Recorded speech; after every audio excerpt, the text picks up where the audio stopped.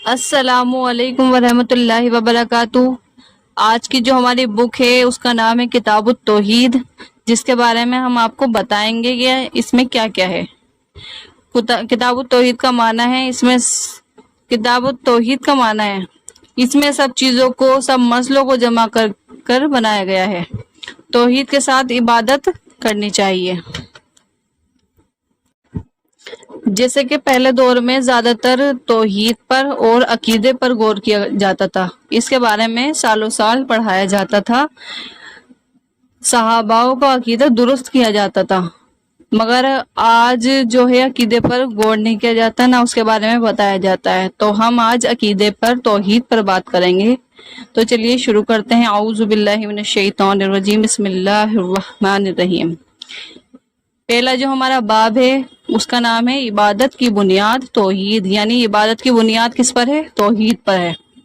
جیسے کہ سورہ زاریہ آیت نمبر 56 میں اللہ تعالیٰ فرماتے ہیں، میں آیت کے ساتھ آپ کے ساتھ بات کروں گی، وَمَا خَلَقْتُ الْجِنَّ وَالْإِنسَ إِلَّا لِيَعْبُدُونِ، اور میں نے جنوں اور انسانوں کو صرف اس کی عبادت کے لیے پیدا کیا ہے کہ وہ میری بندگی کریں۔ یعنی اللہ تعالیٰ نے جب دنیا بنائی تھی، اللہ تعالیٰ نے اس سے کئی سال پہلے ہی یہ اللہ تعالیٰ نے یہ سوچ کر بنایا ہمیں کہ جو یہ مخلوق میں پیدا کرنے والا ہوں، چاہے وہ جانور ہو، درندے ہو، پرندے ہو، انسان ہو، جن ہو، جو بھی ہوں، جتنی مخلوق ہیں، وہ کیا کریں؟ صرف اللہ تعالیٰ کی عبادت کریں۔ اللہ تعالیٰ اپنی بندوں کے ذریعے دیکھنا چاہتا تھا کہ میرے بندے میرے سے کتنی محبت کرتے ہیں، تو اس لیے اللہ تعالیٰ نے ان تمام لوگوں کو پیدا کیا، مخلوق کو پیدا کیا۔ پھر فرمایا، جیسے کہ سورہ نحل آیت نمبر 36 میں اللہ تعالیٰ فرماتے ہیں، وَلَقَدْ بَعَثْنَا فِي كُلِّ أُمَّةٍ رَسُولًا أَنِ اعْبُدُوا اللَّهَ وَاجْتَنِبُوا الطَّاغُوتَ، اور ہم نے ہر امت میں رسول بھیجا کہ صرف اللہ کی بندگی کرو اور طاغوت کی بندگی سے بچو۔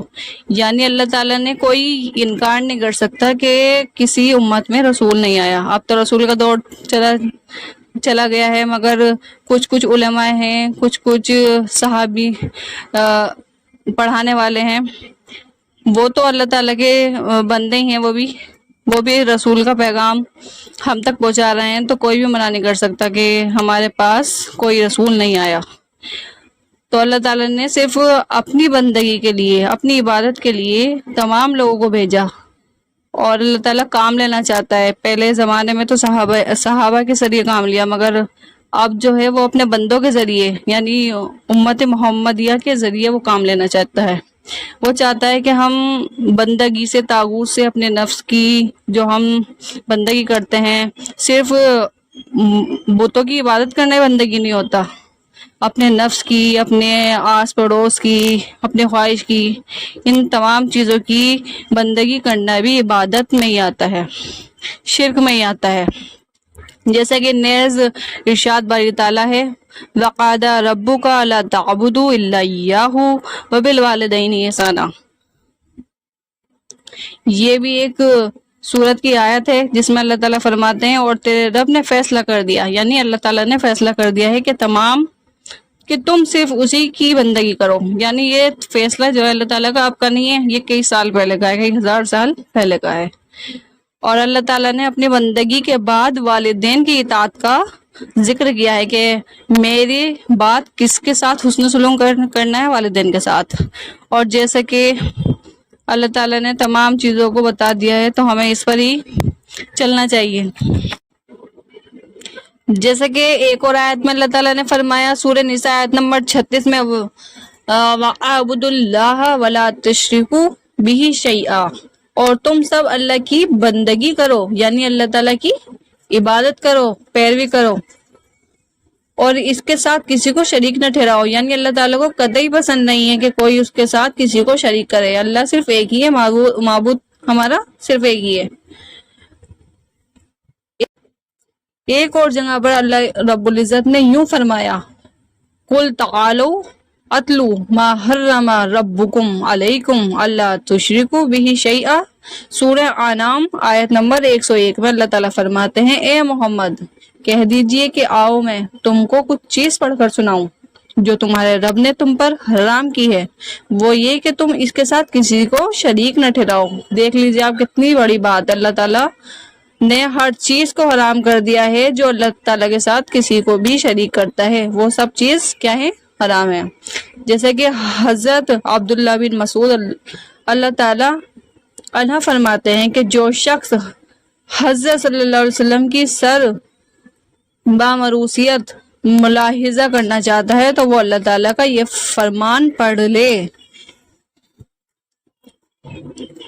اے محمد کہہ دیجئے کہ آؤ میں تمہیں وہ چیز پڑھ کر سناؤں جو تمہارے رب نے تم پر حرام کیا ہے، یہ کہ تم اس کے ساتھ کسی کو شریک نہ ٹھہراؤ۔ بار بار اللہ تعالیٰ قرآن میں اسی کا ذکر کرتے ہیں کہ اس کے ساتھ کسی کو شریک نہیں کرنا، اور ماں باپ سے بدسلوکی نہیں کرنی، اپنے والدین کے ساتھ حسن سلوک کرنا، یعنی اللہ تعالیٰ نے اپنے بعد کس کے ساتھ حسن سلوک کا کرنے کو کہا ہے؟ والدین کے ساتھ۔ اور اپنی اولاد کو مفلسی کے ڈر سے قتل نہ کرو، یعنی اللہ تعالیٰ کہتے ہیں کہ جو تم یہ سوچ کر اپنی اولاد کو پہلے ہی قتل کر دیتے ہو، تم سوچتے ہو کہ میں نہیں جانتا، اللہ تعالیٰ سب جانتا ہے، جو تم اولاد کو بنا پیدا کیے ہی قتل کر دیتے ہو، تمہیں اس بات کا ڈر نہیں ہونا چاہیے، کیونکہ رزق دینے والا تو صرف اللہ تعالیٰ ہے، رزق صرف ہے۔ اور دوسری جگہ اللہ تعالیٰ فرماتے ہیں تم بے حیائی کے کاموں کی طرف نہ جاؤ، یعنی تم بے حیائی کے کام تو کر لیتے ہو چھپ کر، اور اس کے ساتھ برا انجام بھی تمہیں بھگتنا پڑتا ہے، پھر اس کے ذریعے تمہیں اولاد بھی ہوتی ہے، پھر تم اس کو ڈر میں بات کو چھپانے میں اس کا قتل کر دیتے ہو۔